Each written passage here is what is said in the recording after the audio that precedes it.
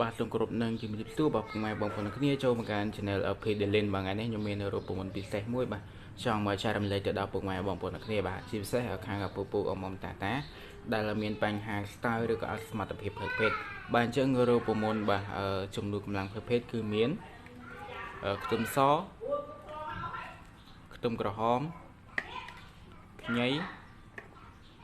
បាទនេះគឺជាទឹកឃ្មុំបាទអញ្ចឹងវាមានតែ4មុខនេះទេបាទផ្សំទៅជារូបមន្តបាទជំនួយកម្លាំងផ្លូវភេទរបស់ពុកម៉ែបងប្អូនអ្នកគ្នាឲ្យកាន់តែប្រសើរឡើងឲ្យកាន់តែខ្លាំងឡើងអញ្ចឹងយើងទៅមើលពីរបៀបបាទធ្វើរូបមន្តនេះទាំងអស់គ្នាបាទឥឡូវយើងបាទចិត្តសបកបាទចិត្តសបកខ្ញីចេញមកហើយយើងពុះបាទខ្ទឹមក្រហមជា2ហើយយើងបកបាទសបកខ្ទឹមសហ្នឹងបាទ2កពឹសឬក៏3កពឹសមកបាទអញ្ចឹងឥឡូវខ្ញុំបកឲ្យនឹងចិត្តសបកវាចេញសិនបាទអញ្ចឹងឥឡូវខ្ញុំបានបាទបកសបកនឹងចិត្តវារួចហើយឥឡូវយើងត្រូវមានផ្កាកោផងឥឡូវខ្ញុំមើលកោបាទខ្ទឹមក្រហមមុន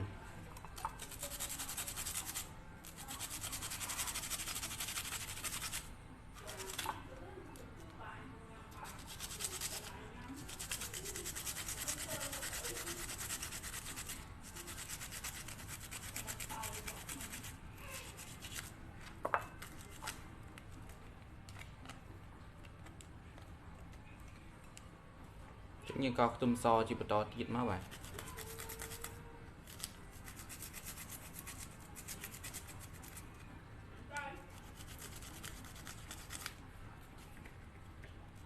ខ្ទឹមសយើងដាក់2 3កពឹសមកបាទ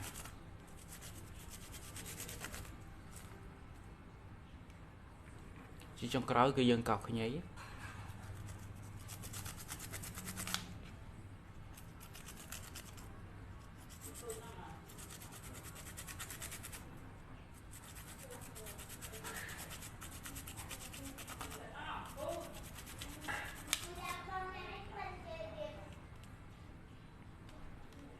បាទអញ្ចឹងបន្ទាប់ពីយើងកោសវារួចហើយបាទជាចុងក្រោយ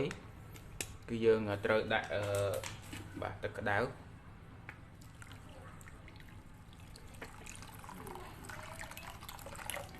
គឺយើងដាក់មួយកែវមកបាទហើយយើងទុកវារយៈពេល5នាទីបាទអញ្ចឹងបន្ទាប់ពីបាទគ្រប់រយៈពេល5នាទីហើយបាទគឺយើងត្រង់វាមក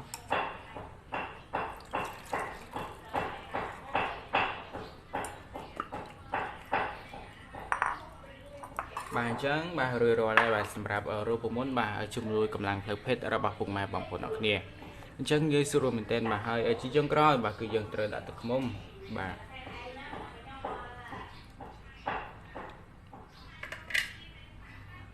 ដាក់ល្មមមក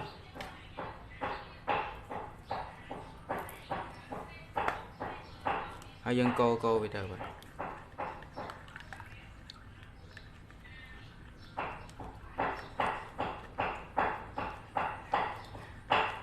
អញ្ចឹងរួចរាល់បាទជាការស្រេចហើយយើងពិសាមុនពេលចូលគេងបាទរយៈពេល10នាទីទៅ20នាទីបាទចាំយើងវាយឡើងចាំយើងមករួមភេទ